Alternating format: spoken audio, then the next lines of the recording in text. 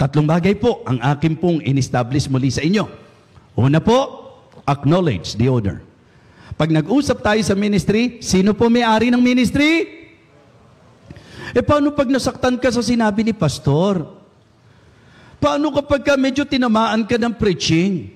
Paano kung iniisip mo parang pinepersonal ka? Iiwanan mo na ang ministry na para bang yung kinatisuran mo, na para bang yung nakasakit sa iyo, yung para bang kapatid mo na hindi kumamay sa iyo, na para bang yung mga nagsalita ng hindi maganda sa iyo, para bang sila ang basis mo kung bakit ka nasa ministry. Be reminded, folks, that the reason why you are here because you believe that this ministry is God's ministry and God is the owner of the ministry. So there is no reason for us to leave this ministry knowing that this ministry is God's. Amen?